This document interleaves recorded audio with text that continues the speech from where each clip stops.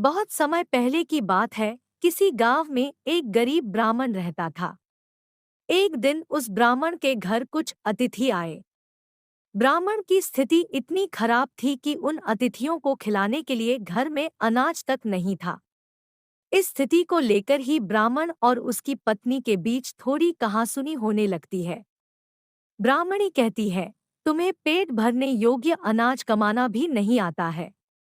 इसी का नतीजा है कि आज घर में अतिथि आ खड़े हुए हैं और हमारे पास उन्हें खिलाने के लिए कुछ भी नहीं है। इस पर ब्राह्मण अपनी पत्नी से कहता है, कल कर्क संक्रांति है।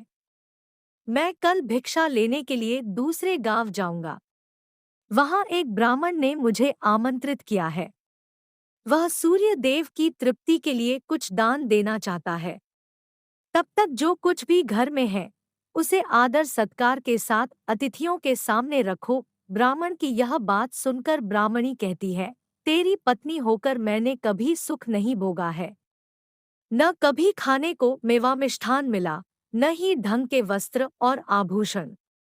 आज तो कह रहा है, जो भी घर में पड़ा हो वो अतिथियों के समक्ष रख दो।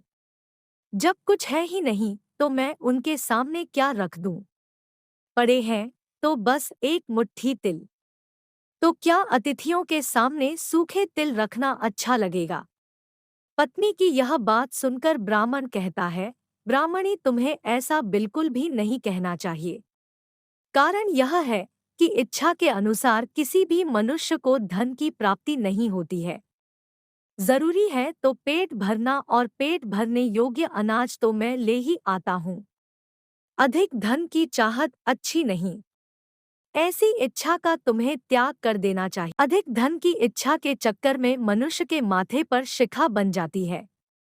माथे पर शिखा वाली बात सुन ब्राह्मणी बड़े ही आश्चर्य से ब्राह्मण से पूछती है, अधिक धन की इच्छा में माथे पर शिखा हो जाती है? मैं कुछ समझी नहीं, जो भी कहना है खुलकर कहिए। ब्राह्मणी के इस सवाल का जवाब देने के लिए ब्राह्मण अपनी पत्नी को शिकारी और गीदड़ की एक कहानी सुनाता है। ब्राह्मण कथा की शुरुआत करता है। एक दिन एक शिकारी जंगल में शिकार की खोज कर रहा था। जंगल में कुछ दूर आगे बढ़ने के बाद शिकारी को एक काले रंग का पहाड़ जैसा विशाल सूअर दिखाई देता है। सूअर को देखते ही शिकारी अपना धनुष उठा लेता है और कमान खींचते हुए सूअर पर निशाना लगा देता है। कमान से निकला हुआ तीर तीव्र गति से सूअर को घायल कर देता है। घायल होने पर सूअर चिंघाड़ता हुआ शिकारी पर पलटवार कर देता है। सूअर के तीखे दांतों से शिकारी का पेट फट जाता है। इस तरह शिकार और शिकारी दोनों का ही अंत हो जाता है। इसी बीच खाने की तलाश में भगता हुआ एक भूखा गीदड़ वहां से होकर गुजरता है, जहां शिकारी और सूअर का शव पड़ा हुआ था। बिना मेहनत इतना सारा भोजन देख गीदड़ मन ही मन बहुत खुश होता है और मन ही मन सोचता है कि आज तो ईश्वर की बड़ी कृपा हुआ, जो इतना अच्छा और अधिक भोजन एक साथ मुझे मिला है। मैं इसे धीरे धीरे और आराम से खाऊंगा, ताकि लंबे समय तक मैं इसे उपयोग में लाऊंगा। इस तरह मैं इस भोजन के साथ लंबे समय तक अपनी भूख को शांत रख पाऊंगा। इन सभी बातों पर विचार करते हुए गीदड़ सबसे पहले छोटी छोटी चीजों को खाना शुरू करता है। तभी उसे शिकारी के मृत शरीर के पास धनुष पड़ा दिखता है। गीदड़ के मन में पहले उसे ही खाने का विचार आता है और वह धनुष पर चढ़ी डोर को चबाने लगता है। गीदड़ के चबाने से धनुष पर चढ़ी डोर टूट जाती है और डोर के टूटने से धनुष का एक सिरा वेग के साथ गीदड़ के माथे को भेदता हुआ ऊपर निकल आता है। गीदड़ के माथे को भेद कर धनुष का जो सिरा गीदड़ के सिर पर निकल आता है, वह ऐसा प्रतीत होता है मानो गीदड़ के माथे पर शिखा निकल आई हो। घायल होने के कारण कुछ देर बाद गीदड़ की भी मौत हो जाती है।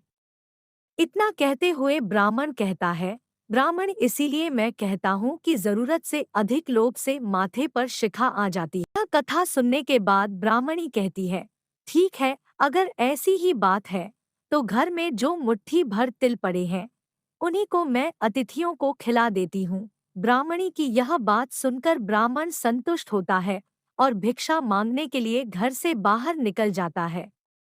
वहीं ब्राह्मणी भी घर में पड़े तिल को धूप में सुखाने के लिए फैला देती है। तभी कहीं से एक कुत्ता आ जाता है और उन साफ तिलों पर पेशाब कर देता है, जिससे सभी तिल खराब हो जाते हैं। तिल के खराब हो जाने पर ब्राह्मणी काफी परेशान हो जाती है और सोचती है यही तो तिल थे जिन्हें पकाकर मैं अतिथियों को खिला सकती थी। अब मैं क्या करूं? काफी देर सोचने के बाद ब्राह्मणी को एक तरीका सूझा। उसने सोचा कि अगर वह गंदे तिलों के बदले साफ तिल देने की बात कहेगी तो कोई भी आसानी से मान जाएगा।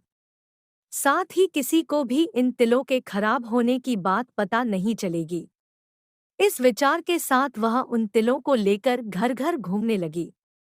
ब्राह्मणी की यह बात सुनकर एक महिला वह तिल लेने के लिए तैयार हो गई, लेकिन उस